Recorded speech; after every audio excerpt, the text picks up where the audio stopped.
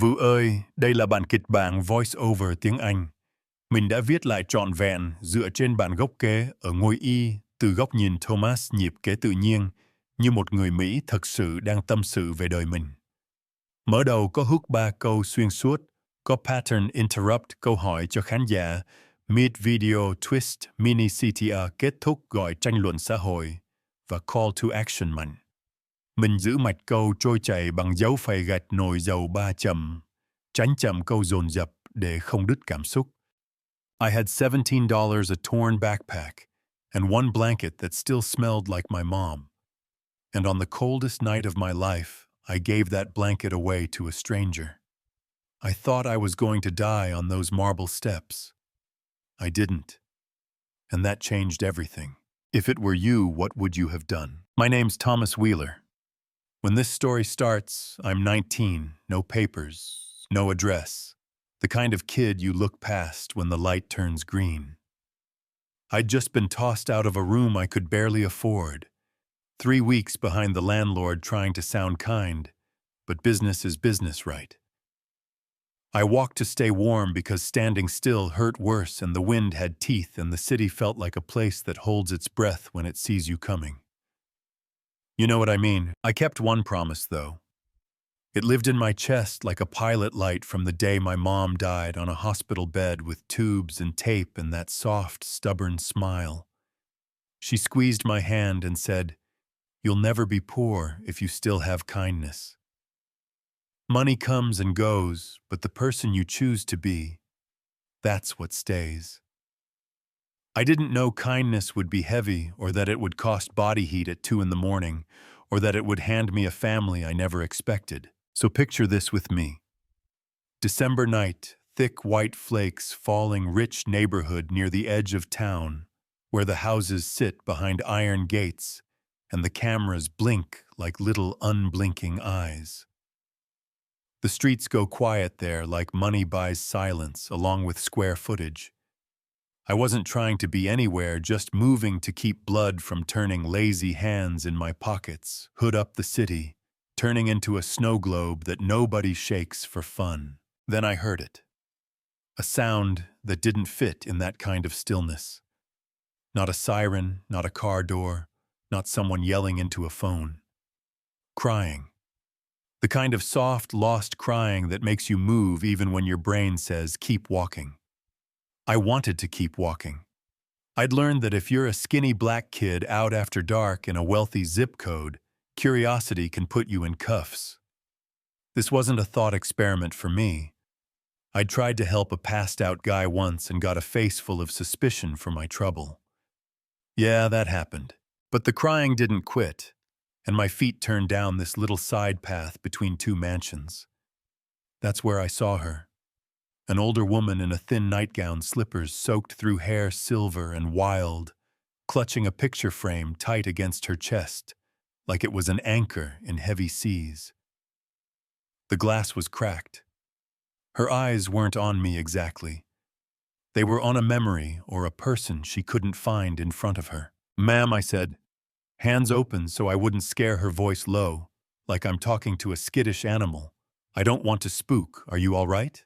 Are you lost?" She turned a fraction and blinked like waking up inside a dream.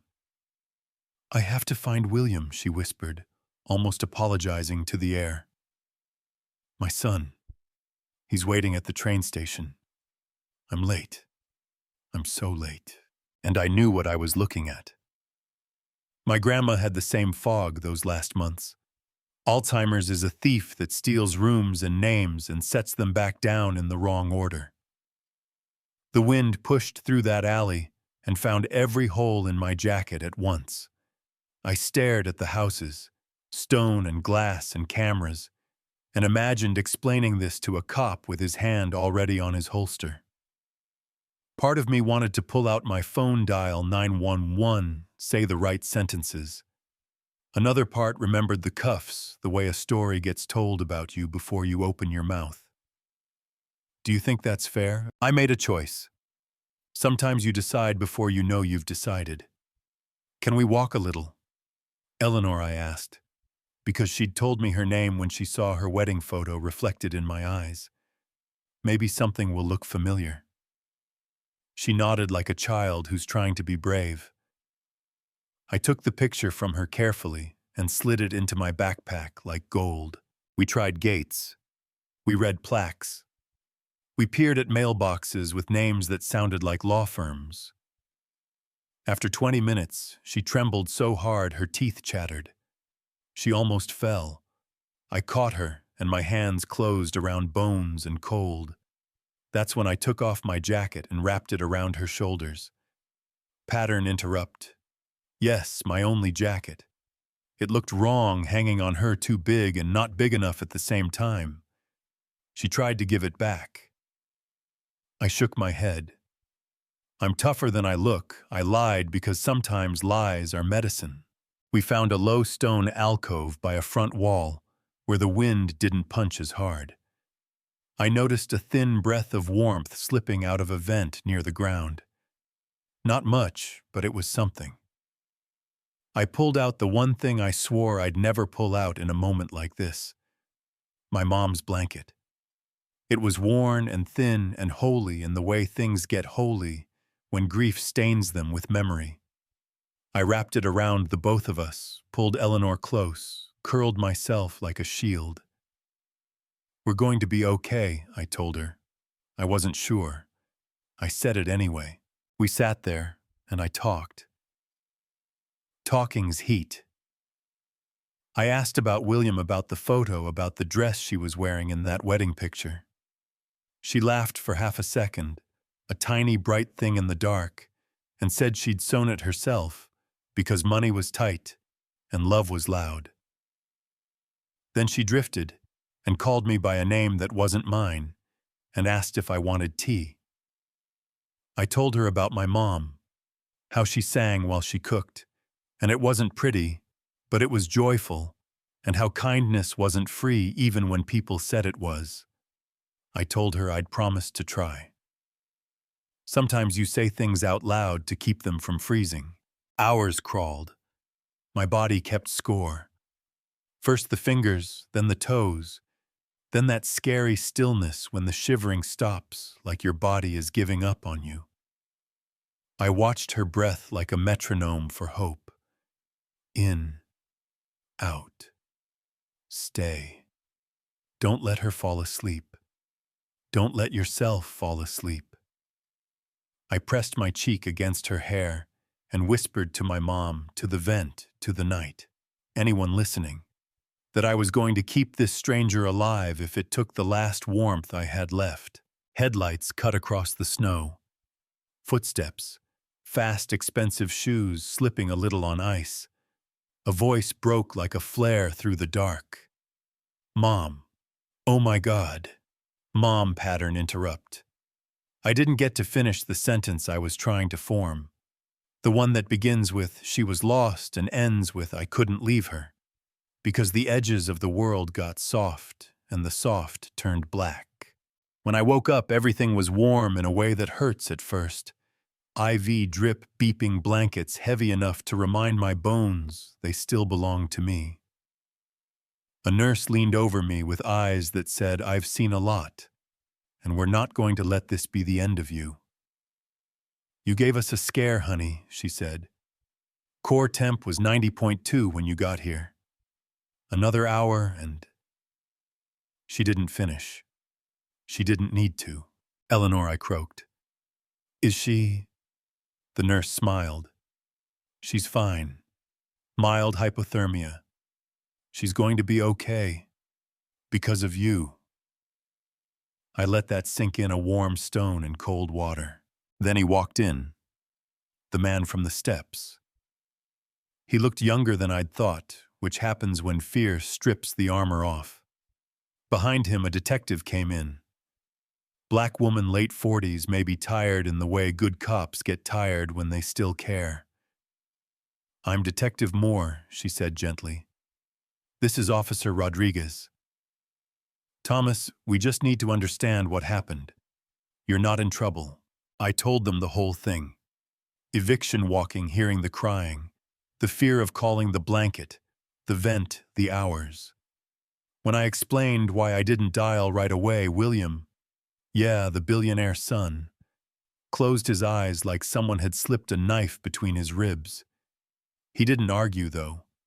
He just set Eleanor's cracked wedding photo on the bedside table like an offering, and said, voice very small, I watched the footage. You gave her your jacket, your blanket. You wrapped yourself around her.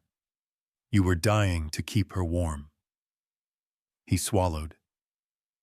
You saved her, Thomas. He took a breath like he was pulling air down from a high shelf. You saved me. Audience check. What do you feel right now? Relief. Anger. A knot in your chest because you've seen help get mistaken for harm. Do you think it's fair that a kid like me had to choose between a phone call and being believed? Detective Moore closed her notebook with a soft, decisive sound. Mr. Hartwell, she said, our report will reflect that this young man saved your mother's life. Then she looked at me in a way that steadied my spine. Not pity, not awe, just respect. After they left, William didn't. He sat down like the chair was safer than the floor. Then he asked, do you have somewhere to go when they release you? I didn't. He nodded once like he'd rehearsed this line already. You'll come stay with us. I laughed. A short, surprised bark. Pattern interrupt. Sir, you don't know me. He shook his head. I know enough. So that's how I walked into a house with ceilings so high. Your voice doesn't come back, and marble that looked like it belonged in a museum, and a chandelier that could have its own zip code.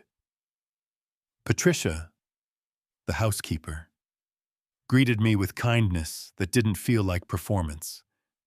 And then this little girl ran out like a comet with legs. You're Thomas, she said, blue eyes bright enough to melt icicles. You saved Grandma. Are you staying forever? Kids are wild like that. They go straight to the question our hearts are too scared to ask. Dinner that first night smelled like pot roast and safety. I ate like I wasn't starving hands, remembering table manners I'd learned in another lifetime. I placed my mom's photo and my harmonica on the nightstand in the room they gave me, a room bigger than the apartment my mom and I shared when I was little, just to prove to the room that I existed. I lay stiff in sheets softer than any I'd ever touched and waited for the other shoe. On day 5, William found me in the library staring at a book I was too nervous to take off the shelf. We need to talk, he said, and I braced, because we need to talk has never introduced me to anything good. He sat down across from me and folded his hands, father posture, even if he didn't know it yet. This isn't working, he said. I nodded, already packing in my head. You living like a guest who's about to be kicked out, he continued. That's the part that isn't working. You're not a burden. You're family. He told me he'd started guardianship paperwork. He'd hired a lawyer to help me get my documents. He was adding my name to a bank account.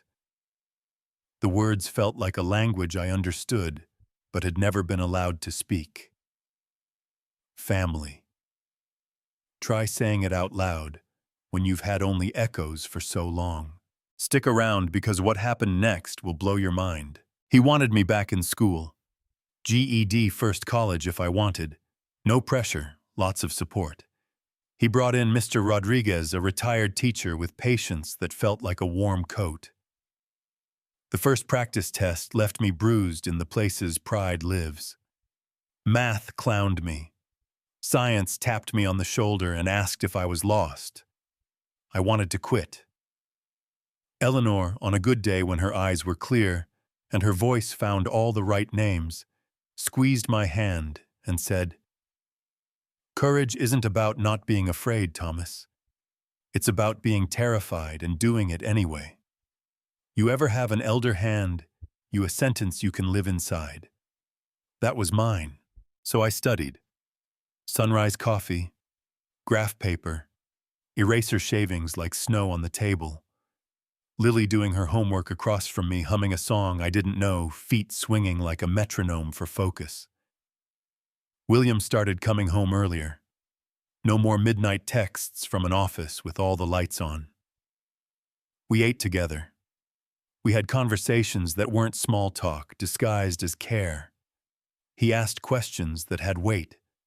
What did you learn? What felt hard?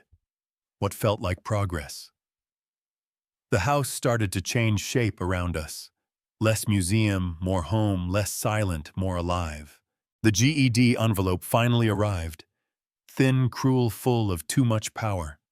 I stood in the kitchen with the world's shakiest hands, and Lily said, "You want me to?" And I said, "No, I need to." I tore it open and the numbers were there. Good numbers, better than I'd dreamed. And I laughed and cried at the same time, a sound I didn't know my throat could make. William hugged me. Not a pat on the back, a hold. "I never doubted you," he said into my shoulder. "Not for 1 second. You don't realize how much your back aches until someone holds you up." The next week, he told me he'd hired a CEO to run his company day to day. Why, I asked, because I couldn't add it up. He looked at me like he was seeing two things at once: the kid on the steps and the man he hoped I'd be. "Because you showed me what I'd lost while I was building this," he said, waving a hand at the house like he finally understood it was just walls and light fixtures. "You risked your life for my mother. I can risk my ego for my family. Presence is success now." That's how the foundation started. The Eleanor Hartwell Foundation for Homeless Youth. The name made her smile on the days she remembered why the house felt full. It wasn't just beds and rules and clipboards. It was dignity.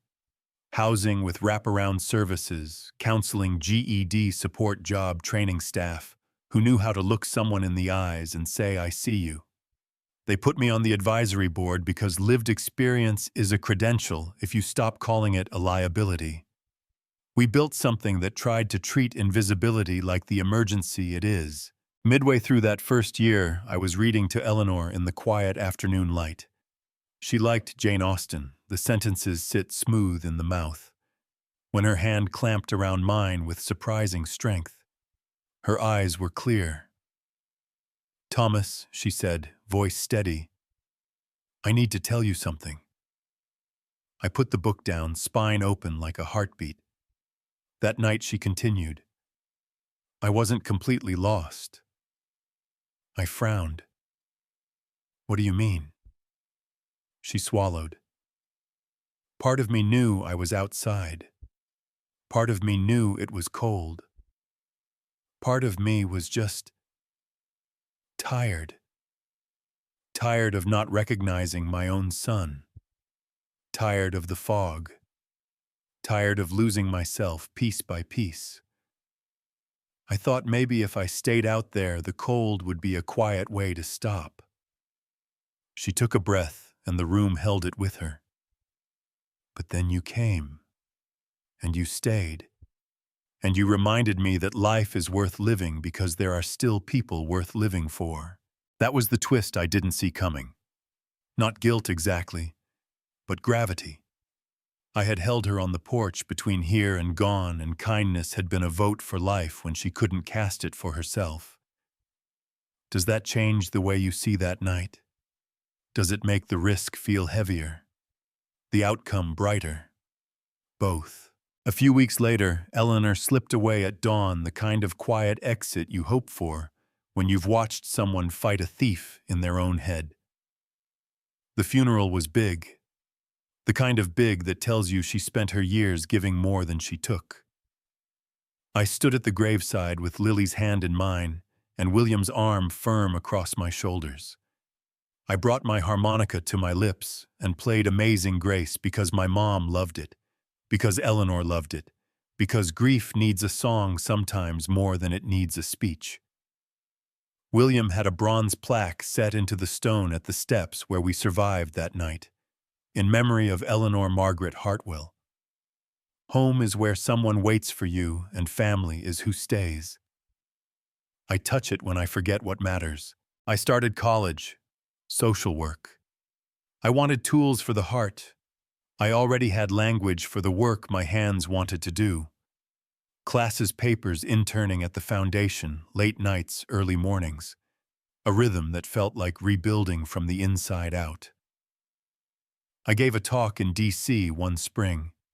The kind with a podium and too much coffee and people who use the phrase deliverables like it has calories. I told the truth anyway, that homelessness is more than addiction or bad luck or broken systems, it's invisibility. It's walking through streets where nobody meets your eyes. It's asking for help and being handed a form. It's being discussed instead of included. I said programs matter, but presence matters more. I said, if you want to fix it, start by looking someone in the face and saying, you are not a problem to manage, you are a person to honor. Do you think that's naive? Or do you think that's the only thing that has ever worked? The talk went online and did the numbers thing, not the point. The point was an email from my 4th grade teacher who remembered a quiet kid who shared his lunch when he barely had enough for himself. I'm not surprised you stayed kind, she wrote. Sometimes words stitch old versions of you to the one you're trying to become. I met a kid at the shelter that winter. Marcus. He came in thin eyes, tired, shoulders up around his ears, like the world kept trying to punch him in the neck. I gave him a tray with food that tasted like care, not punishment. I told him I'd been homeless too, not because I wanted a medal, but because sometimes what you need most is to hear the words, "me too," said by a person standing where you are. He asked how I got out. I told him the ugly version. The fear, the cuffs, the alley, the blanket, the vent, the breath, the choice. He stayed. He did the work. He passed his GED. He got into college. He volunteered. You can call that a success story if you want. I call it proof that staying ripples, years stacked up like plates after a good meal. Lily grew up into someone who takes no nonsense and gives no cruelty. William learned to cook. Badly at first, then pretty good, then pot roast that tastes like Sunday. I learned you can be two things at once, grateful and angry, tired and on fire, healed and deeply aware of the scar. 5 years to the night after the steps, we held a fundraiser at the house, not because we wanted to impress donors, but because place matters. Sometimes you stand where you almost died and say, "Look, we lived." I stood outside by the plaque when Lily joined me in a dress that made her look like she'd stolen the moon's favorite color. "You know what I think about," she said softly. "What if you had kept walking?" I didn't answer right away because gratitude and grief drink from the same well. "We saved each other," I said finally. She nodded. We did. Inside, the board chair took a mic and told a room full of people with checkbooks that a young man with nothing gave everything to save a stranger. Then she called my name, and I walked up there with my heart beating so loud I figured everyone could hear it. I told them the only version that matters, that on the coldest night of my life I chose to stay, and that choice made a family out of strangers. I told them about presence. I told them about dignity. I told them we could write policies and raise money and build buildings, but if we don't learn how to see people, we will fail with style. The room stood up when I finished. I saw Marcus in the back wiping his face. I saw William smiling like a man who finally understands how wealth is spelled. I saw Lily sniffling and rolling her eyes at herself for sniffling. Later in the quiet, Marcus grabbed me. "I got into state," he said, grinning so hard you could hear it. Full ride. Social work. I hugged him and felt the universe tilt a little toward okay. 10 years after the night on the steps, I guest lectured at the State University. A room of 200 students who were half excited, half terrified to join a profession that asks you to carry fire in your hands without burning the people you touch. I told them policy and practice aren't enemies. They're cousins who need to sit at the same table. I told them about invisibility and presence and the blanket that turned into a blueprint. Afterward, a kid hung back and said the sentence that puts lead in your mouth the first time you say it out loud. I aged out of foster care last month. I'm sleeping in my car. I put a hand on his shoulder and asked, "Have you eaten today? Because food before forms, warmth before workflow, human before human services." We walked to the cafeteria and the kid ate, and his eyes changed shape a little. If you're waiting for the part where it's all easy now, it isn't. People still cross to the other side of the street to avoid the story your clothes might tell. Shelters still turn away because there are more bodies than beds.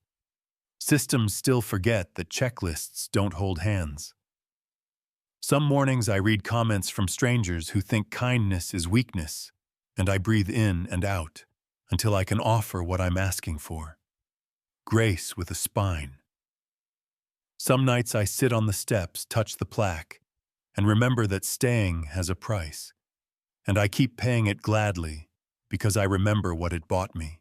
Now I want to ask you, not the algorithm you. When you see someone hurting, on your block in your family chat, under a video where everyone came to throw stones, do you walk away or do you stay? Not forever, not at the cost of yourself, just long enough to make them visible again. Long enough to lend heat without setting yourself on fire. Long enough to say, I see you, and I'm not leaving, not yet. If it were you, what would you have done on those steps? Would you have kept your last blanket? Or would you have given it to a stranger and gambled that the universe might catch you? Be honest. Here's where I get in trouble.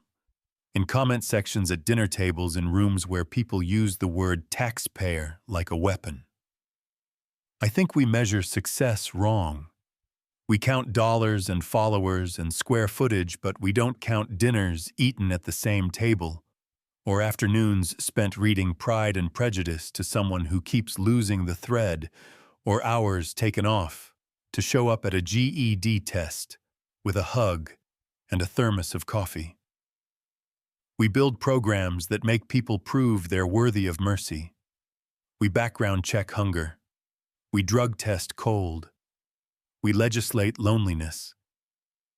Meanwhile, the most disruptive technology we have is older than any of that. Look a person in the eyes and stay. Do you think that's too simple? Or do you think we made it complicated to excuse ourselves from trying? I can't save everyone. Neither can you. Neither could William. Neither could Eleanor against a disease that refused to negotiate. But you don't need to save everyone. You just need to stay for one person long enough to remind them the world still has a place set for them. One person becomes two, two becomes 10. That's how ripples disrespect the math they were given. Sometimes I still take the harmonica out at night and play Amazing Grace on the front steps. The notes go up into air that isn't trying to kill me anymore, and I think about the boy I was, invisible and freezing and stubbornly kind. And I think about the man I'm trying to be, visible, warm, stubbornly kind on purpose.